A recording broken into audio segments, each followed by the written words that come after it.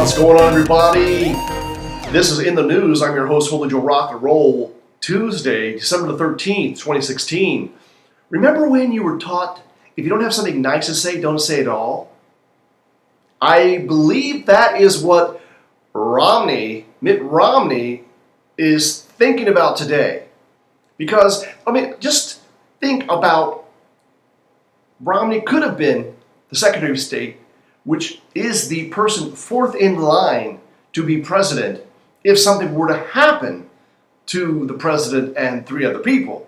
But that's, a rare situation. It's never happened in American history. But Secretary of State is fourth in line to be president. And Romney it looked like being interviewed for possibly becoming Secretary of State. Now, maybe people thought the same thing was going to happen on the Trump side in 2016, seeing as Romney was a very vocal critic of Donald Trump during the primary season, and he was part of the Never Trump people during the general election season, but still, it made no sense. And I think all of the people who supported Trump, we just can't wrap our hands or head around, as good as you think Romney might be, the fact that he went above and beyond not supporting Donald Trump. How could you make peace with this person? And as I started to begin with, imagine how different the conversation would be today if Romney simply said something like, "While I don't agree with everything that candidate Trump has said or is saying, I do believe we should rally around the eventual nominee of the Republican Party, just like we did in 2008, just like we did in 2012. Imagine if he would have said that instead of coming out with this 30-minute diatribe and calling Trump names, a liar, a con man, a great businessman he is not, kind of stuff. We probably would be having a totally different conversation. So that's number one. Number two, Donald Trump announced today, or at least today, my time today, that his choice for Secretary of State is going to be Rex. Let's see, what's his name here? Rex Tillerson, the president and CEO of ExxonMobil. I think it's a great pick.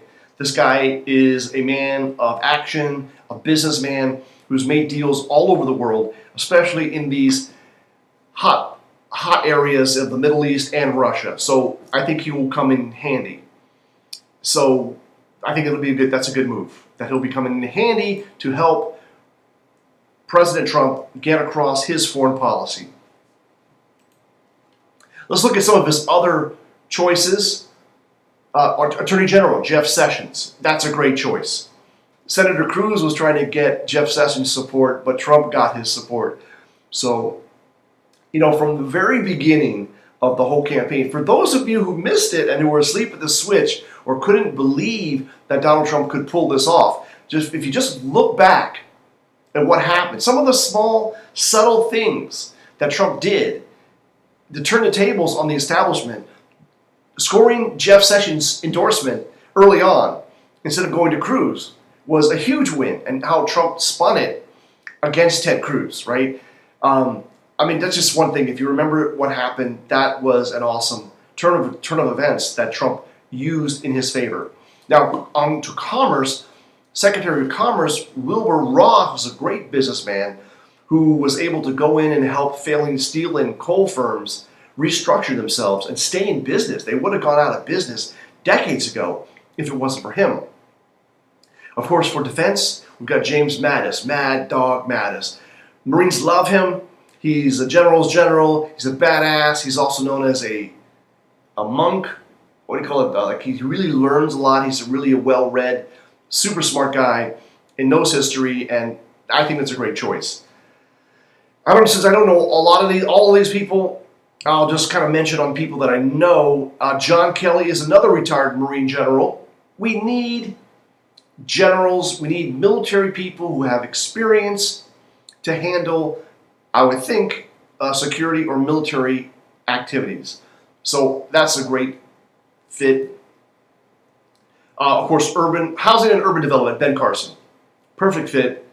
I think he will be able to help straighten out some of these areas, and especially if Trump can bring the jobs back, help make America great again, you need someone in there to encourage people to get back to work and help them make the transition from welfare to work.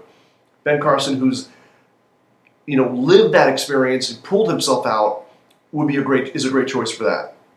A maybe a puzzling choice is the ambassador to the United Nations, Nikki Haley.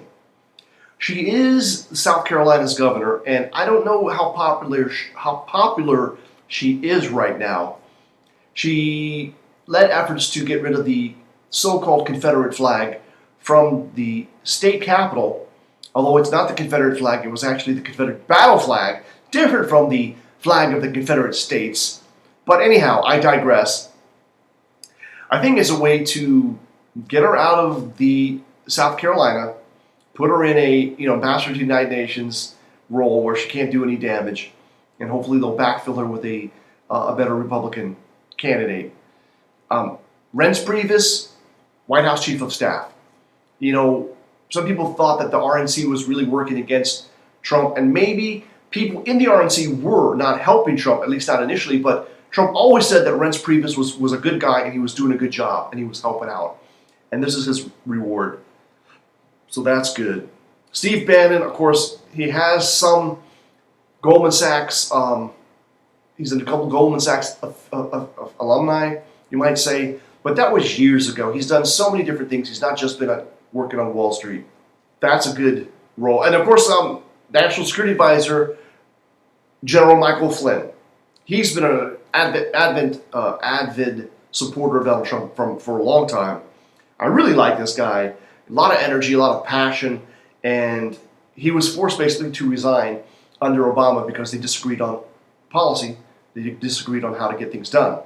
But this is the kind of guy, if you want to kick in some doors, kick some ass, and end hashtag Islam sucks balls, this is one of the guys to help you do that. Obviously, there's other people, key positions that are still outstanding, and there's still other key positions that I don't know the person, so I really can't comment on them. I don't have an opinion on them one way or the other, but I think that Trump's cabinet is coming together. It's coming together in a strong way, and I think with this team in place and Trump being able to delegate to them a direction, his philosophy, what to do to get America back on track, it's going to happen. Especially when you got these generals, they know how to take orders, they know how to get things done, and they don't take any BS. So it's going to be good. And I think you will see very quickly the country turn around. I did this song, I'll put it over here, Gotta Turn This Ship Around, where in one of the speeches that Trump says, he says, we're going to turn this big ship around, and we're going to turn it around quickly. We're going to save American lives, and we're going to turn this whole big ship around, and it's going to be turned around quickly.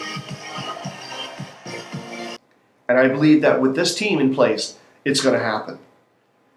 And as always, I want to remind you to make it happen for the captain, because you're the captain.